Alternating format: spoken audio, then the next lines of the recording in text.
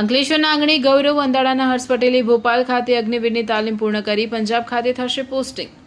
દેશ સેવાનો જજ્બો. અંકલેશ્વરનો યુવાન અગ્નિવીર બની માતૃભૂમિની સેવામાં જોડાવ.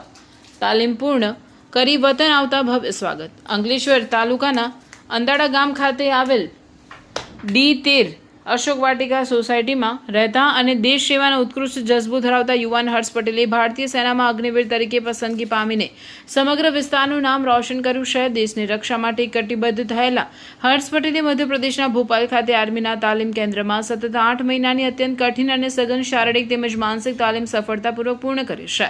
પોતાની તાલીમ પૂર્ણ કર્યા બાદ પ્રથમ વખત વતન પરત ફરેલા દેશના વીર જવાનોનું અંકલેશ્વર અને અંદાડા ગામના ગ્રામજનો, પરિવારજનો તથા સ્નેહીઓ દ્વારા ભારે ઉત્સાહ અને દેશભક્તિના માહોલ વચ્ચે ભવ્ય સ્વાગત કરવામાં આવ્યું હતું.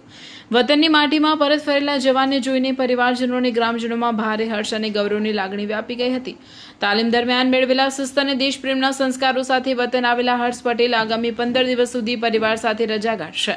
આ ટૂંકા રોકાણ બાદ તેઓ દેશની સુરક્ષાના મહત્વના મોરચા એવા પંજાબ ખાતે પોતાના પ્રથમ પોસ્ટિંગ માટે રવાના થશે. દેશની સરહદો સાચવવા અને માતૃભૂમિનું રક્ષણ કરવા માટે જઈ રહેલા અંકલેશ્વરના પુત્રની દેશદાઝને સમગ્ર પંથકે બિરદાવીને ઉજ્જવળ ભવિષ્યની અનેક શુભકામનાઓ પાઠવી છે. મારું નામ પટેલ સલકીશભાઈ છે.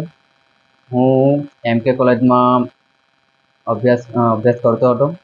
સાથે સાથે NCCમાં હું તાલીમ લેતો હતો અને હું તાલીમ લેતા સાથે સાથે કેટલા વર્ષોથી આર્મીની તૈયારી કરતો હતો. તેમાં મેં 2025માં આર્મીનું ફોર્મ ભર્યું હતું. પછી ત્યારબાદ મેં રિટર્ન એક્ઝામ ક્લિયર કરી, પછી ફિઝિકલ ટેસ્ટ ક્લિયર કર્યો અને પછી મેડિકલ ક્લિયર કર્યો. ફાઇનલી મારું ફાઇનલ મેરિટ લિસ્ટમાં મારું નામ આવ્યું ને ત્યારબાદ હું ટ્રેનિંગ સેન્ટર માટે રવાના થયો હતો ને મેં મારી 2 મહિનાની ટ્રેનિંગ ભોપાલમાં ને ત્યારબાદ જબલપુરમાં એડવાન્સ ટ્રેનિંગ પૂર્ણ કરી હતી.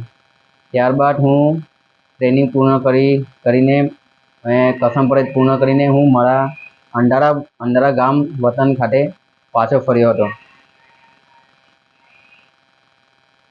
મારું નામ પટેલ મિશા છે. હું હર્ષની બેન છું.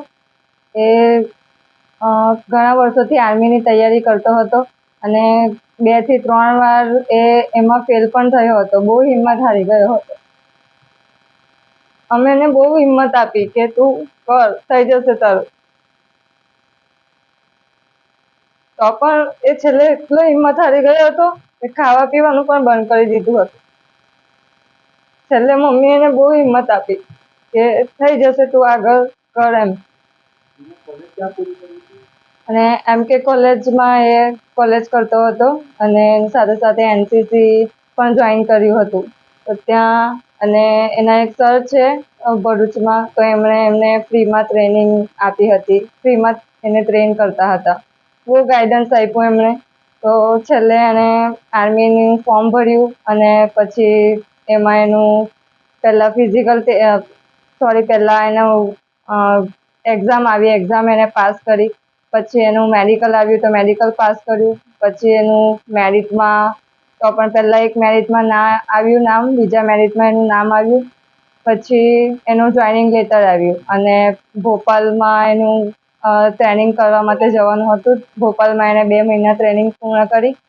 પછી જબલપુરમાં 4 મહિના એણે ટ્રેનિંગ પૂર્ણ કરી અને અત્યારે 8 મહિના પછી એ અંદાડા ગામ ખાતે પરત આવ્યો છે. તમારા ભાઈની ટ્રેનિંગ પૂરી થયા પછી તમને કેવો ઉત્સાહ લાગ્યો?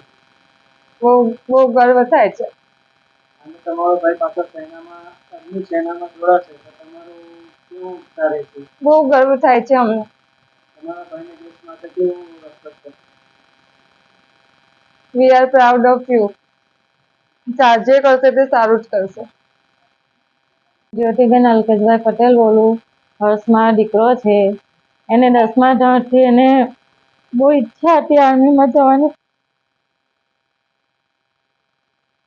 એને એક્ઝામ આપી, એક એક્ઝામ ફેલ થઈ ગયો તો એ હિંમત હારી ગયો તો એને બહુ હિંમત આપી કે જા વાંધો નહીં, નંબર લાગી જશે. તારો હિંમત આપી તો એના 4થા મહિનામાં નંબર લાગી ગયો.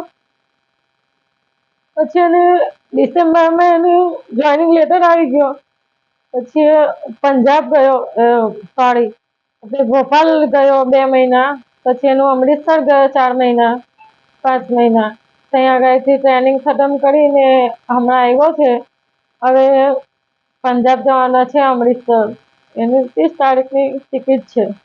જય હિન્દ.